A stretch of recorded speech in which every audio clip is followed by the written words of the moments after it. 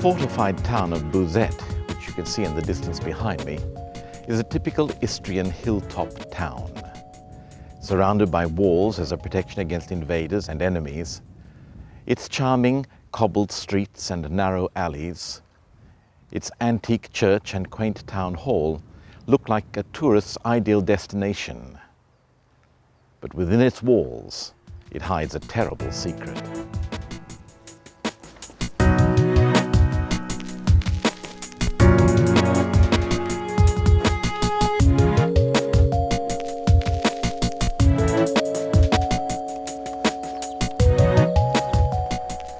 That corner behind me is so tight that most vehicles, even cars, have to have two goes at getting around it.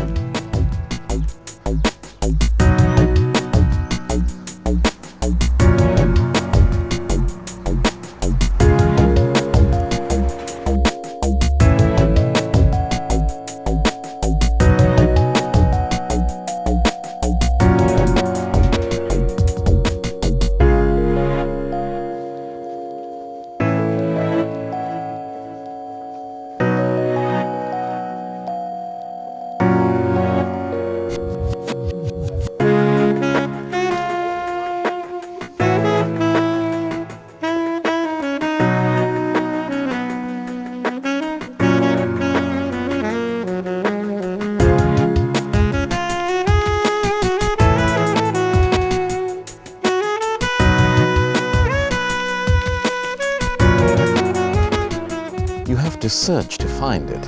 It's down a narrow side street, but actually if you just look for the museum, you'll find what you're looking for. It's this stone in the wall. As you can see, there's a hole in it up here. And that was for putting in secret denunciations. This dates back to the time of the Venetians. It bears the date of 1755. And at that time, it was still possible to denounce your neighbors, to denounce anyone with whom you'd had a quarrel, as enemies of the state. Write it out, pop it in the postbox when no one was looking, and wait for the government to do the rest. At one time, there was one of these in every town in Istria, because this was the state of Venice's method of control. Today, as far as I know, this one in Buzet is the only one that is left.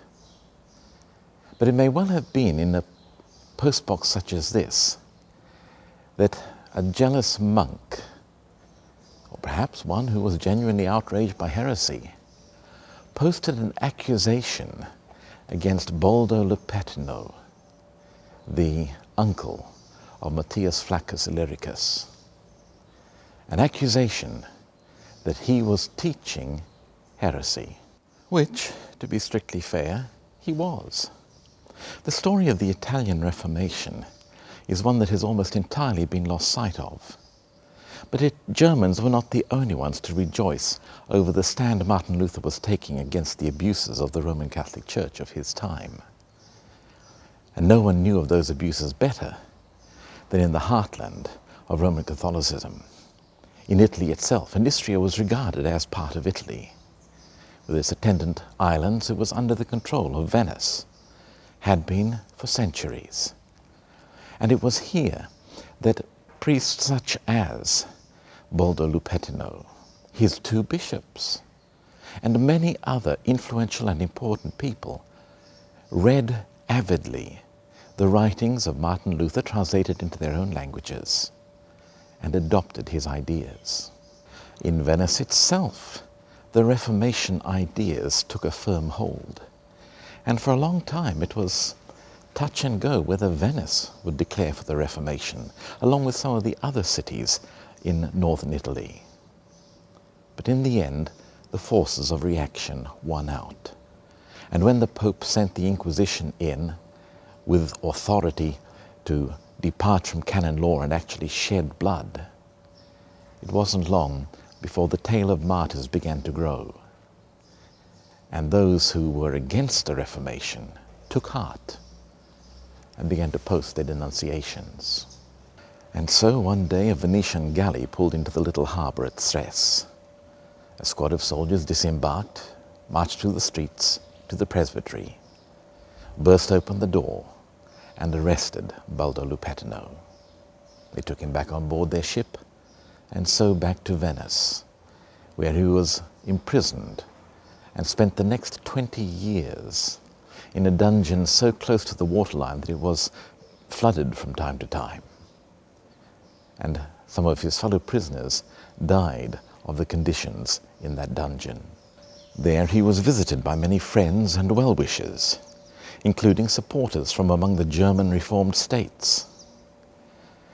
He was given gifts of food and money, and in turn he was able to smuggle out writings urging the necessity for reform and teaching the reformed doctrines such as no purgatory, no need for priestly intercession, and similar doctrines that undermined the authority of the Roman Catholic Church. After 6 years in prison, the Inquisition was able to bring him to trial, and he was condemned to be beheaded between the pillars of the arcades around St. Mark's Square, and his body to be thrown into the sea. But he was not without well-wishers in the government of Venice, and though they did not dare to release him, they were able to put off his execution from day to day and month to month. And it wasn't until 14 years later that the Inquisition tried him again on fresh charges, and he was again condemned to death, this time to being burned at the stake. Whether it was because they wished him well, or whether it was because they feared his influence, the Council of State again intervened and decreed that his death should be hidden, secret, and leaving no remains. And so they sentenced him to death by drowning. This was a curiously formal affair. Loaded with chains, the prisoner was taken on board a gondola and rowed out into the middle of the lagoon. Another gondola accompanied. And then a plank was laid across the two gondolas, and the prisoner was forced to lie down on the plank.